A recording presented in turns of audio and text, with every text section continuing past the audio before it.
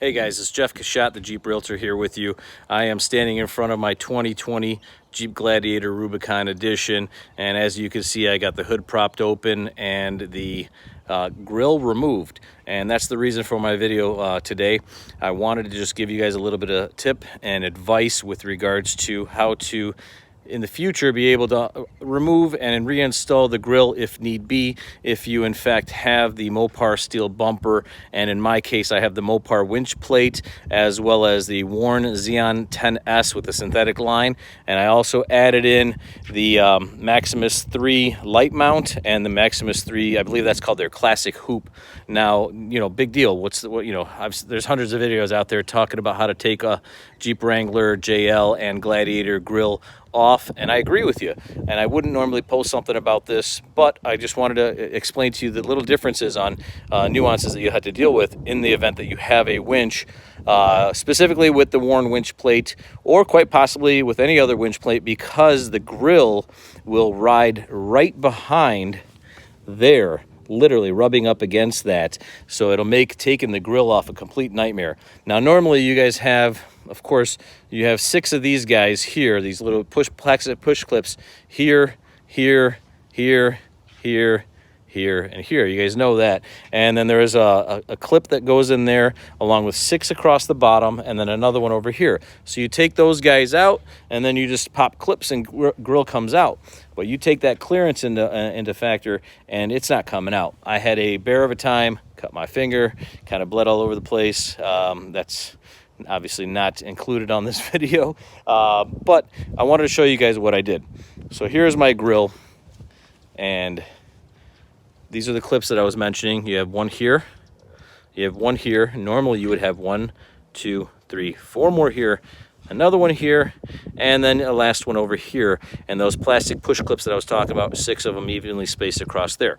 Now what I did is I just took a razor blade, and you see what's over here, just this little clip. Where am I? There I am. And I just popped that out and cut this off on this one, that one, that one, and that one. And so I didn't take it all the way down, you know, past there. This part here is actually what typically will rest right up against that little subframe bar over here. So it's still going to rest up there properly in spot 1, 2, 3, and even 4. That's the washer nozzle hose.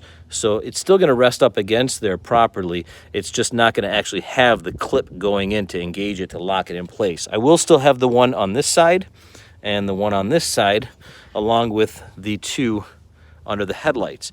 And basically what that does is just makes it so that you can, you know, get that grill out of there. You're still going to have a hard time in the case with the worn Zeon 10S, that this little lip here will catch.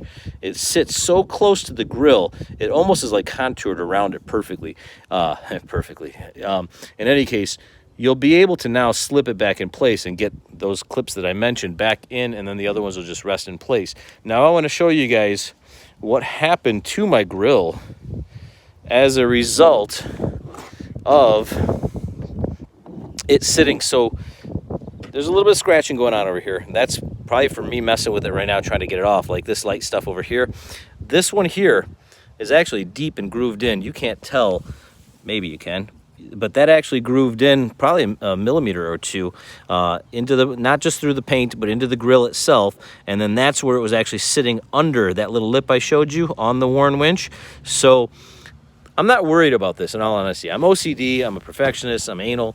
I like things, you know, not to be scratched or damaged. Of course, who does, especially on a brand new $60,000+ vehicle.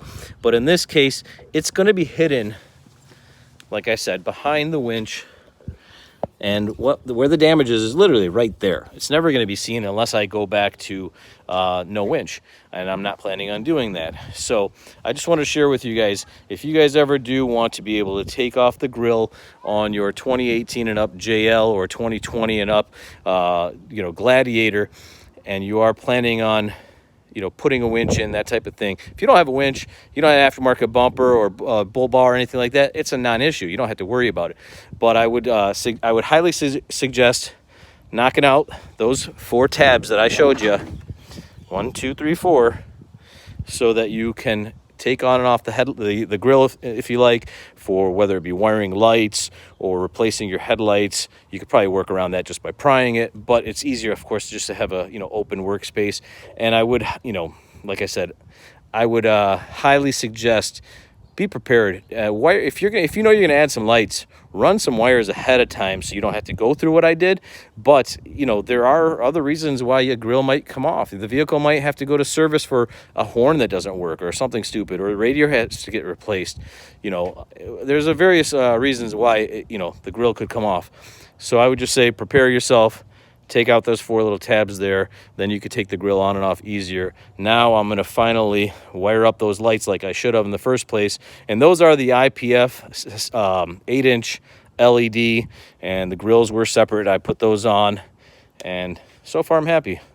If you guys have any questions, please comment below, and thank you so much for watching. If you do like it, please consider subscribing. I am going to be putting more and more Jeep content on as time goes on and as I customize the Jeep. And here's a quick look at her from the side. So far I got the AEV, I believe they're called the Boras, with the simulated bead lock. I can run them true bead lock or not, but I chose to get the ones for looks because right now this is my daily driver, and not like my previous JK. Don't really have plans in the immediate future to wheel it, but I will. And I also have the Mopar enhanced rock rails on there from the exterior. And really from the outside, so far, that's it. There are big things coming, more so for the inside to begin with, but there will be things on the outside as well. Lift is probably going to be the most obvious one. All right, guys, thank you so much for tuning in, and have a great day. Thank you. Bye-bye.